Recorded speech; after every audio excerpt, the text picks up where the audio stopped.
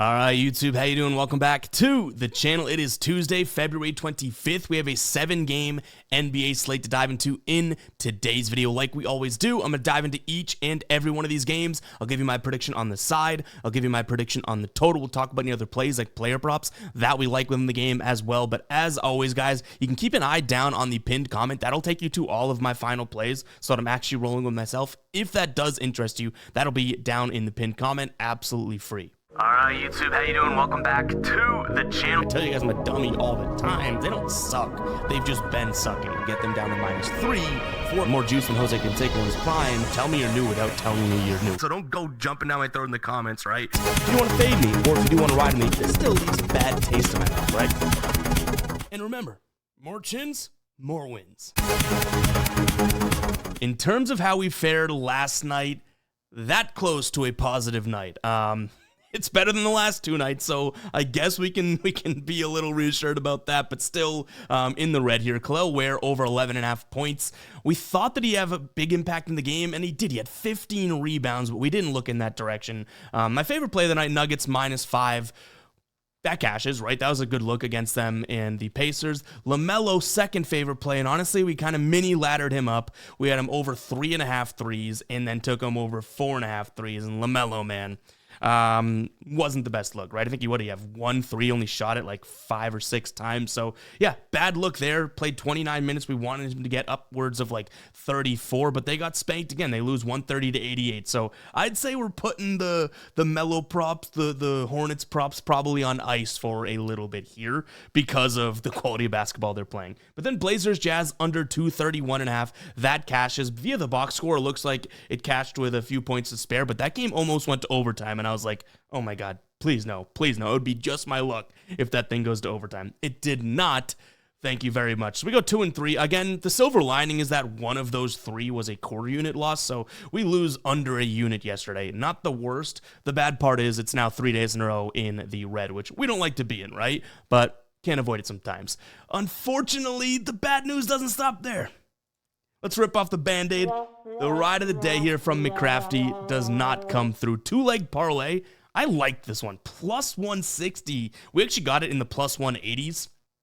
Didn't matter. It was an L.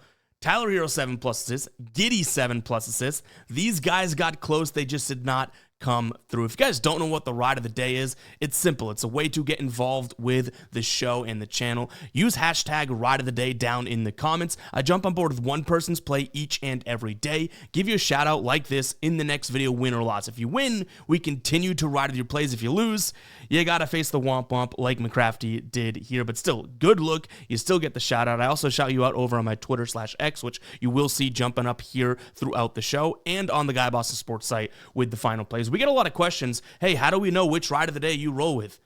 Twitter, @FGuyBoston. It's popping up right here, Twitter/X, as well as the Guy Boston Sports site. We post it well before, like the minute we jump on board with the ride of the day, it is posted there. So make sure you guys are tuned in if you do want to ride with the community there. And honestly, make sure to get those hashtag ride of the days down in the comments. Even if we don't end up riding with you, you're helping out a ton of people down in the comments. But what do you say we go ahead and jump into this slate? Like I said, 7 games. Let's go ahead and do it. Hit that like button. Hit that subscribe button, guys. Let's jump into game number 1 here. Got a couple potential looks in this one. One that definitely stands out as a potential final play. But let's go ahead and go through it. So we have Toronto taking on Boston. Right now, Toronto getting 11 points at home. Total sitting at 27.5. So Toronto's biggest thing lately, and overall, I guess, on the season, has been the ability and want and desire to score in the paint. Well, this Celtics team has actually been pretty damn good at preventing points in the paint. You remember at the beginning of the year, they really sucked at it. Ever since Kristaps got healthy, Kornet starts to get more minutes.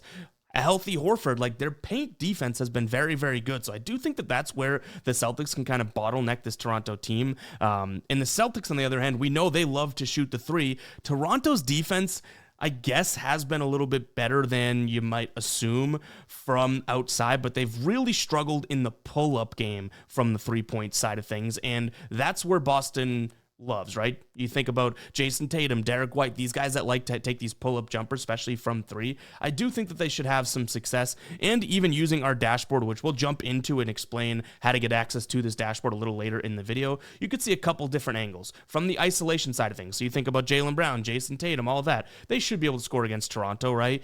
Even from the pick and roll side of things, they should be pretty good. So I don't see where Toronto's defense necessarily stops the Celtics team, but I do to some degree over here with the points in the paint. Looking at this, I do see to some degree where the Celtics may stop Toronto. So yeah, I will lean towards the Celtics in this spot. 11 points seems like it's a little bit too much for me, especially when the Celtics team hasn't been the best covering team, especially on the road, whereas Toronto's actually been a pretty damn good covering team. I think the Celtics win the game, but I'll lean towards them. I can't necessarily fully commit to the Raptors in this spot, and that's not me being a biased Celtics fan.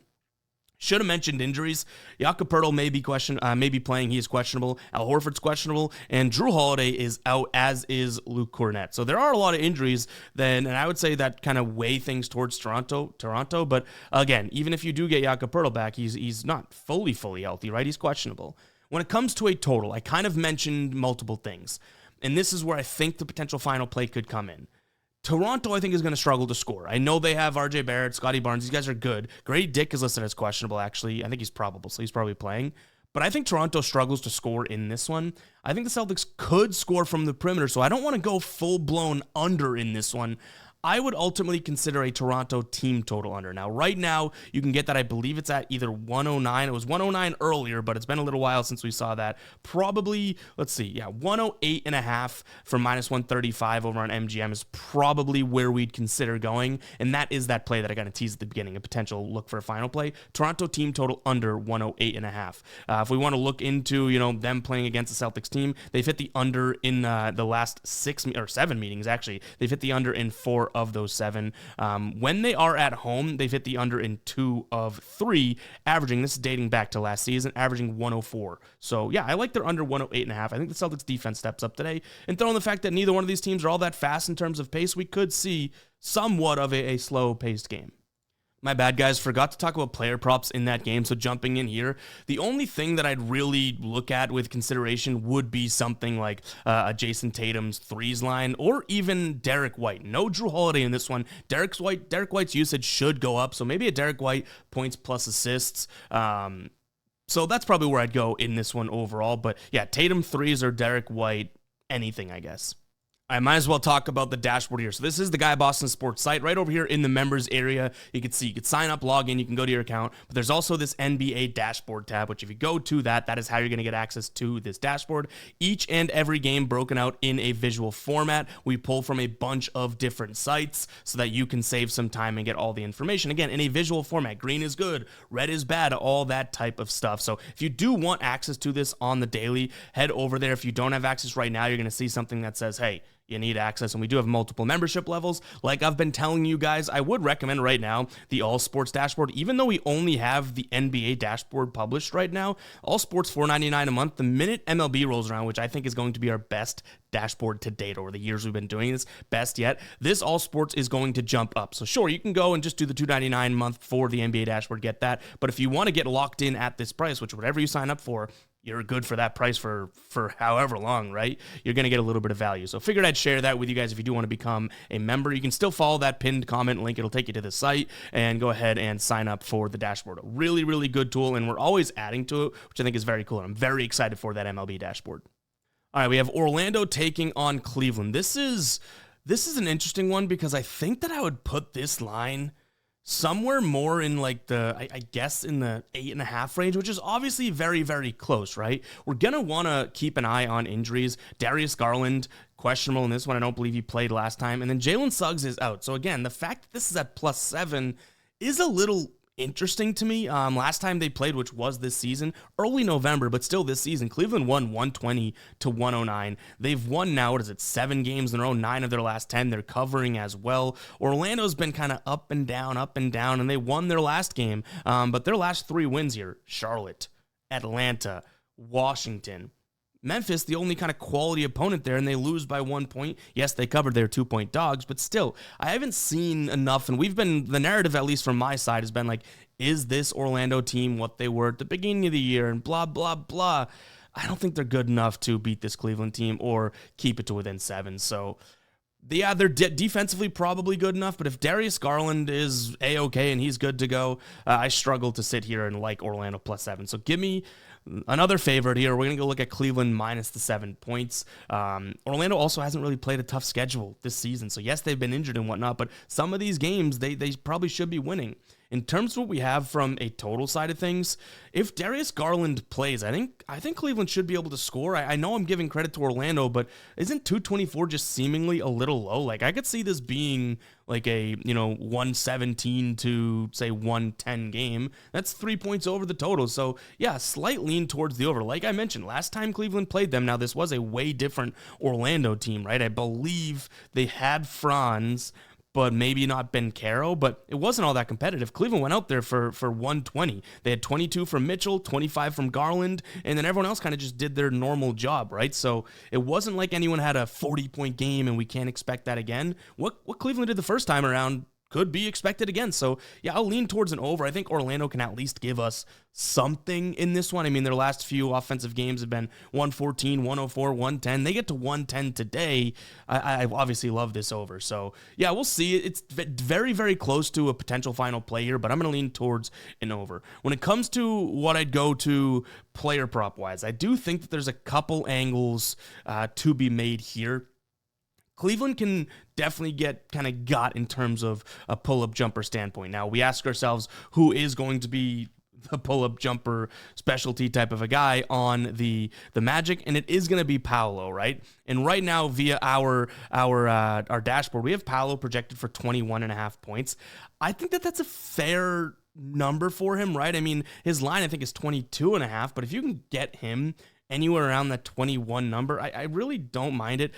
He hasn't played this Cleveland team yet, but I do think that he should be able to have some decent scoring, in the mid-range and whatnot against this Cleveland team, and he's decent in terms of isolation. Now, he doesn't score a ton of points, but him and Franz do have some isolation ability, right? You look at this Cleveland team, that is actually something that they kind of struggle to defend. I will say teams aren't really running isolation against them, so they do prevent it, but if you can get some successful isolation opportunities, 19th in effective field goal percentage and 17th in score percentage. So isolation could fare well for someone like Paolo overall. I mean, Franz Wagner, another guy that probably will run a little bit of isolation.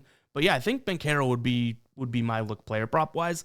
It's just 22.5. If this is like 20.5, I'd love it a lot more. I know it's only one bucket, but I could see him being at like 21 points and screwing us here.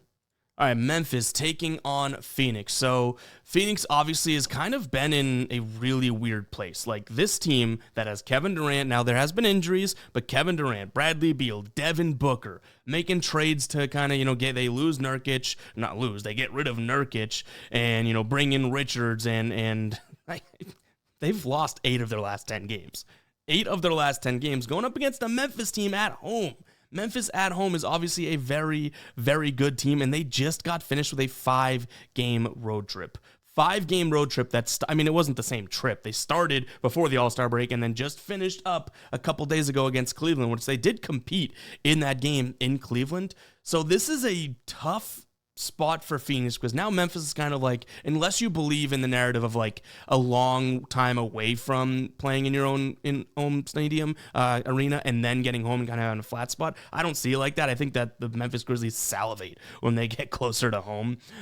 So yeah, I think it's a tough spot to be Phoenix. They're playing such bad basketball. The defense stinks. The offense is super inconsistent. Memphis here playing some good basketball, right? They're 6-4 in their last 10, but like I said, if you just look at their home games, they're 2-1 within that last 10. Like, they've played so many road games lately. So, yeah, I think this could be a spot to look at Memphis. I do have a player prop that I'd probably prefer in this spot overall, but I'm going to lean towards Memphis in this spot. I also don't mind the idea of a slight lean towards an over. I think Memphis is going to run this season in terms of, or not this season, last 10 games in terms of pace. They're playing at the 3rd fastest pace. And Phoenix, realistically, if Memphis wants to run, they can. Phoenix is allowing a 54% field goal percentage in transition defense, which obviously if Ja gets out and going, anyone on the team freaking gets out and going, they should be able to score, right? And Phoenix's in the paint defense isn't great. Their perimeter defense isn't great. So Memphis should get theirs wherever they want. The only thing that I could see being a fair spot for Phoenix to stop them would be in the isolation. And that is going to come into play because Memphis does like to run the isolation plenty in terms of frequency this season. They're top 10 team in terms of isolation. But if they run the pick and roll, they should be okay. If they take some of these catch and shoot jumpers, they should be okay. That type of thing. So I wouldn't mind an over, even though it's super, super high. But I think that, Memphis probably gets out and ups this pace. And there are some freaking scorers and playmakers on this Phoenix side of things, which leads us into our player prop. Devin Booker over 33.5 points plus assists. Don't mind his points alone either, but like I mentioned, isolation is going to be a tough spot here for this Memphis team overall. It's the same exact thing when you flip it to the Phoenix side of things. This is a Phoenix team that is actually, they run the 19th most isolation. I shouldn't say they isolate the 19th most amount of times, right? They're the number, so that's not that high, but they're the number one team in effective field goal percentage in isolation plays offensively and number one in score percentage. Well, you might be thinking, oh, Kevin Durant loves to isolate. We should look at him, right? Wrong. This Memphis team, number one defensively effective field goal percentage, number 3 in score percentage, so we love to see that. And obviously, now who do we look towards? Well, where do they struggle? Against the pull-up jumper and the catch-and-shoot jumper. Devin Booker loves to take the pull-up jumpers, and he gets a ton of assists from catch-and-shoot spots. So I think this screams Devin Booker game. You could be sitting here being like, yeah, but he's played them a couple times this season and hasn't gotten there. Okay, that's fair. I can't really argue that, but I do think matchup-wise, this looks pretty good. Like I said, against spot-up, we see 31% of his assists, and that's a big number, bigger than any other spot on the floor, right? Memphis fourth worst, I should say, in terms of preventing points from there, right? And then from his points, he likes to shoot from above the break via pull-up. He should be able to get his. So I like Devin Booker today overall. Again, that's 33.5 points plus assists. You could call me crazy. We've seen these matchups recently, and Booker has not looked good, right? And Durant has looked good. So everything I'm saying, you're kind of like, but the proof's in the pudding. Like, who cares about the numbers? I don't know. Last time they played was 2 weeks ago. Maybe some things have changed in the last 10 games or so. I think so. I think Devin Booker is due against this squad.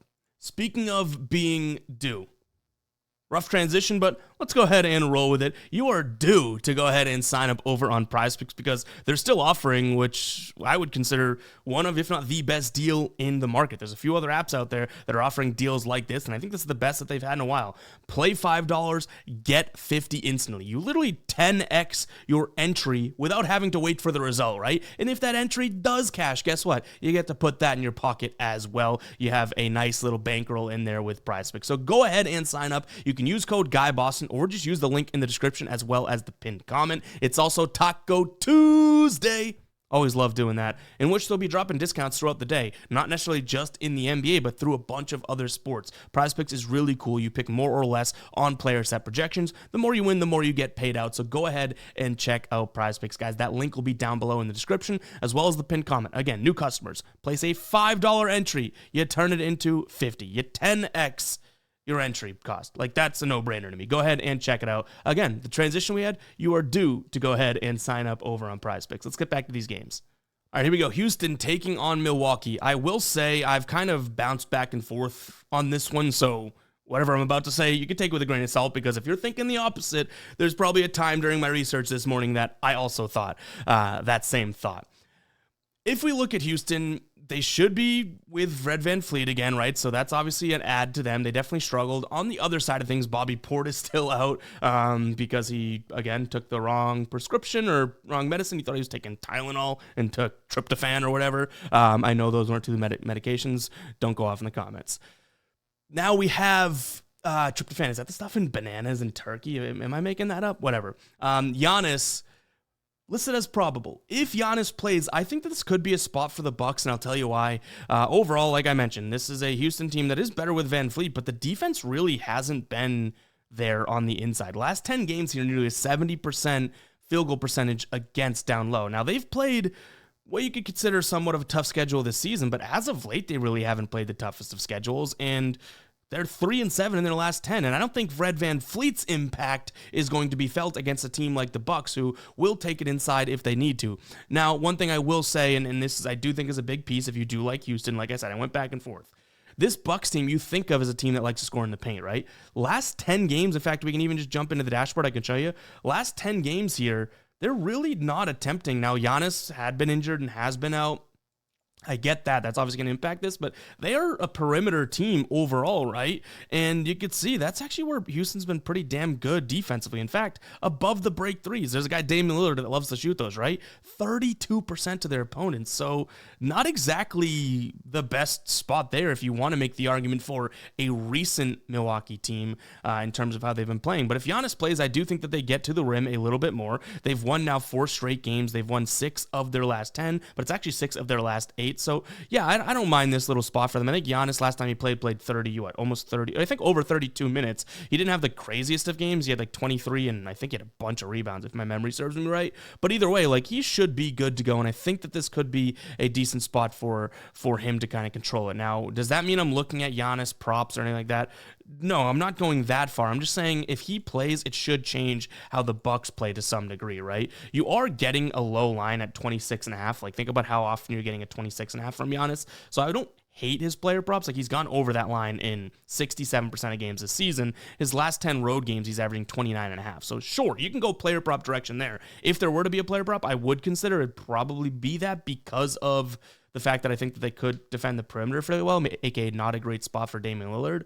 But just make sure it's clear that what I'm saying is Giannis playing, dictating the Bucks' offense should be why I think that they can cover this 4 number, because they can dominate down low to some degree. This Houston team, if they just snap back to what they were doing, 3 weeks ago, they're a good interior defense. So who knows? That's why I've gone back and forth. Total-wise, we're sitting at 226. So last time these two squads played was back in mid-November, and it was a low-scoring game, 101-100. Very low scoring, right? Now, that was in Milwaukee, and sure, you could say Houston's, been a slow-paced team all year long and whatnot, but they've definitely had some high-flying games. In fact, their last 2 games here, 121-115, that was against Minnesota, who's not the fastest team. Utah, this kind of makes sense, 115-124, and then Phoenix, 2 games before that Minnesota game, 119-111. So I sit here and I think, okay, I think that this could get up north of, 226 or so. But then I remember, I think Milwaukee's going to start scoring via 2s, and I do think that the Houston defense stops a 3-ball. So, yeah, I'm going to actually lean slightly under. Even though we kind of have this pegged at 225, 226 is right on that line, I think where the potentialities, if we want to use a vocab word, in this game could come isn't going to be from a random, Fred VanVleet 50-point game that ups this thing or anything like that. I think it's going to more so come from, whoa, look at the defense. And again, we saw 101-100 last time they played. So call me crazy, that's where I'm going. In terms of player props, like I mentioned, Giannis is a look, and I also don't mind Amen Thompson over 4.5 assists. VanVleet's back. He's not going to be running that same role that he was running, but I think we're getting a discounted line there. Last time with VanVleet, he had a bad assist game, sure, but I do still think that this could be a good spot and kind of a buy a low line for Amen Thompson. All right, guys, if you made it this far into the video, go ahead and comment 22 down below. Really do appreciate it if you have made it this far. No sappy rant or anything like that. I know we got a lot of the guppies commenting yesterday, which rightfully so, I guess, to some degree. Everyone's entitled, but I will say I'm really, really pleased and inspired and just electrified. I feel like that's a good word to use, by the support we've had. I love the fact that even when we have to show up and be like, yeah, here's our losses, because we talk about everything, right? Some people are like, hey, who cares? You either, 1, gave good information, or 2, we feel like you're due, let's bounce back, that type of thing. That's the entertaining and the fun, and that's the aspect I'm looking for. I don't want to be a robot. Here goes. I said I wasn't going to do a little sappy rant, and here I go. I don't want to just be a robot that says, okay, in this game, I like the Bucks +4, moving on to the total. No, let's talk. We're making a video. That's really what I'm passionate about, and connecting with the community and building this damn thing, right? The pick will come, but first and foremost, let's make some good content. Let's make something that people can watch every day, and I can interact with you guys every day, that type of stuff. So yeah, I appreciate that the majority of people seem to, excuse my French, seem to fuck with that. So really do appreciate it. Let's dive into this game though. Again, comment 22. It lets me know that you heard that rant and that you're a real one and not a damn guppy. We've converted some guppies recently though. That 2 and 10 thumbnail yesterday, some people are, I usually don't like your videos and stuff, but man, I saw the thumbnail and I was like, touche, because we put 2 and 10 run on the thumbnail. Anywho, let's dive into this damn game here. New Orleans taking on San Antonio. This would be, honestly, if Wemby was healthy, and obviously, hopefully he's okay, hopefully Pop is okay. If healthy, this probably could be a cool game because you have a lot of young studs, right? Zion, Wemby. You'd have, I guess, De'Aaron Fox newly on the team. But we don't have that. We don't have Wemby. We do have Zion. He should be good to go. I think that this is a spot in which the world's probably going to be on the Pelicans, right? Like, even I originally was like, oh, no Wemby, and the Pelicans just need to, win by 3.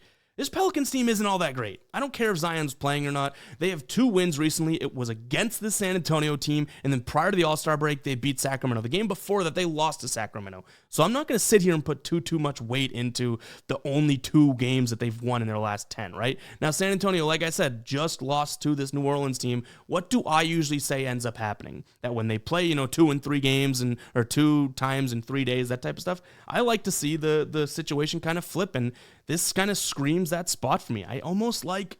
I'll sound the psycho alert alarm. I almost like the idea. Did the psycho alert alarm? There we go. I don't even know if it went off the first time. We might have sounded it twice, meaning it's double as psycho. I like the idea of San Antonio potentially on the money line. You look at the numbers and it's going to be like, well, why? Like, what are they doing that kind of jumps off the page, right? And there's a couple things. The San Antonio team, though they haven't necessarily been scoring in the paint, they do like to score in the paint. And this New Orleans team, not a very good paint defense. And San Antonio, with no Wemby, I do think is going to start shooting more and more threes. And this Pelicans team is not very good on the perimeter. In fact, against catch and shoot shots on the season, no other team has allowed a higher score percentage, and that includes when you make the shot or when fouls come from it. So they're ranked 30th in terms of score percentage. So yeah, I kind of like the idea of the catch and shoot here for the Spurs. Now, you don't have Wemby, but someone like Devin Vassell, who definitely gets a lot of catch and shoot opportunities, I think could kind of prosper from some more opportunities and what I would say some, fruitful opportunities. So Devin Vassell over 14.5 points, that's a consideration. I also don't mind his threes right now for plus 140 over 2.5, so little player prop sprinkled in there. But yeah, again, I sounded the psycho alert alarm. I think I understand if you think I'm crazy, but this Pelicans team, I'm not buying in on them. I think that line is because they're home, they just beat them, no Wemby, Popovich, all that screams everyone's going to love the Pelicans today, and I don't. So yeah, Spurs money line, Spurs plus 2.5. Maybe we take the points. In terms of where we go from a total perspective, I also don't mind the idea of just a Spurs team total over. I think the Pelicans could struggle. I think that their offense, again, though Zion's healthy, CJ's looking good. They have Trey Murphy. Like, on paper, yeah, sure, you can make an argument here. But I think that they struggle to score today. I'm going to lean team total over for San Antonio, but honestly, if we roll with anything, it's going to be Vassell and or the Spurs. The total is kind of a throw-in in my mind here. But yeah, maybe I am crazy, but that's my story, and I'm sticking to it. I will also throw in, based on how cold we've been in the last 3 days, right? Saturday, Sunday, Monday. Maybe it's not our time to be just throwing things at the wall hoping they stick. But you know what? This could be a final play. I'm serious. All right, the game we have all been waiting for, Lakers taking on Dallas. Injuries, a lot to get to here. PJ Washington, questionable. They'll definitely need him. But Powell, doubtful. Davis, out. Unfortunately, that would have been huge in this spot playing against his old team. Gafford, Lively, Martin, all out. LeBron, questionable. Maxi Kleba, out. But Luka Doncic, good to go. Playing against his old team, the only thing that would make this better is potentially if this game was in Dallas, right? But still should be an awesome game. I know a lot of people are probably going to be riding with Luka and on Luka's lines, which sure, rightfully so. That's going to be one of the more fun things to watch tonight. Overall, though, if we dive into this game, I do think that there are some things to note. Overall, one thing would be that this Lakers team likes to score inside, right? I don't know who on the Dallas side of things is going to stop. I mean, name your guy, Luka, Rui, LeBron. Like, we should see some easy buckets inside for the Lakers, right? And by the way, Tassos and I did H2H this morning earlier. It's coming out later than this video, but H2H NBA edition is coming out. And I have a player prop that I think I'm going to be jumping on board with that he gave out in the show. So credit to him if it hits. Not my fault if it loses. But it's plus money, so stay tuned for that. But I do think we should see some easy buckets inside for the Lakers. You flip it over to the Dallas side of things, we may see some scoring from the perimeter. This Lakers team last 3 games allowing the 8th most points from 3, so sure, that could be the spot. Ultimately, though, I think that we could just see a decent amount of points in this game. I think I'm going to lean towards an over first and foremost. I have this one pegged right around 232, which is obviously slightly over this line, but you can actually snag, what did I see? I think the total right now, you can snag a 231.5 still. Obviously, graphics is 231, but 231.5 still able to grab. If this line gets up north of 10, I actually flip to Dallas. I think that the world's going to be on kind of just a contrarian picking me, which it's not like we didn't do that with San Antonio.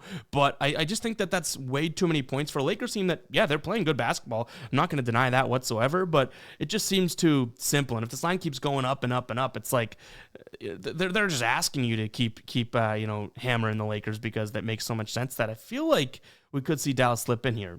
To their credit, even though they've been so injured, no big men, with a 9.5 point spread, plus 9.5, the Mavs have covered in 7 of their last 8 with that number.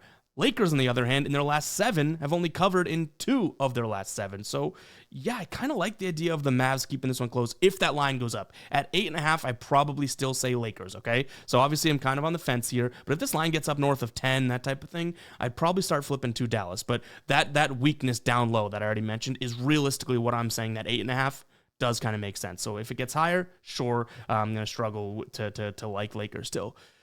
Like I mentioned, I like the total, and then the player prop that I do really want to get into here, and shout out to Tassos for bringing this to my attention. I mentioned how this Dallas team isn't going to stop a nosebleed down low, right?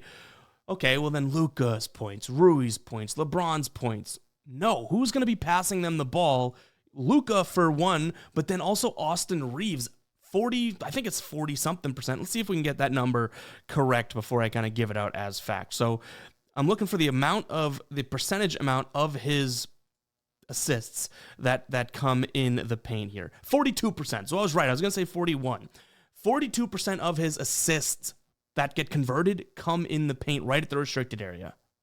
Are you kidding me? This screams spot for Austin Reeves to rack up over 5.5 assists for plus 120. In his last 30 games, he's averaging 7 assists. We want to say, okay, well, Luka's playing. He's obviously going to get more usage. With Luka playing in games that Austin Reeves, we probably should put minutes in there because he got ejected in that one game. So in games where Austin Reeves is going to play 30-plus minutes, right?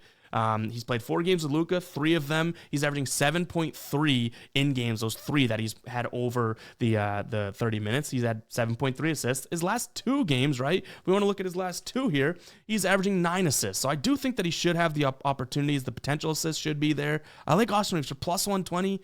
I think that this thing makes sense, especially given the fact that his assists come right around the rim there. So, yeah, Austin Reeves is my favorite player prop in this one. Tassos and I talked about it on the HGH show, which go check it out. It might be out by the time you're watching this.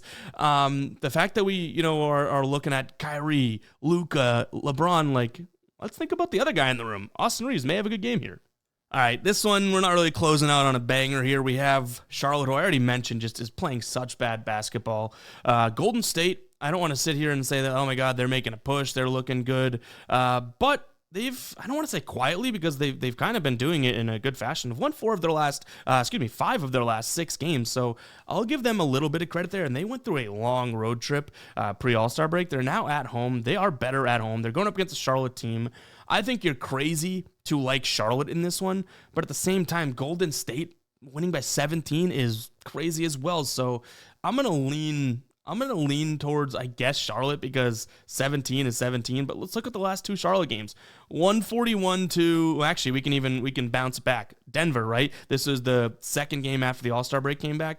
They lose to Denver by 12. They did cover a line like this, but what was it, 129 to 117, something like that. 141 to 88, then 130 to 88. Their last 2 games, sure, you can make an argument, but I think you're crazy if you're laying 16.5 points in an NBA game, right? So it is what it is. I also don't mind. I know I said I'm Xing off, player props from Charlotte because of these blowouts and whatnot. But Mark Williams for plus money over 9.5 rebounds could be a consideration. He's going to be by far the biggest guy on the floor. He should get some just by chance, right? So yeah, I'm gonna go Charlotte. Mark Williams total.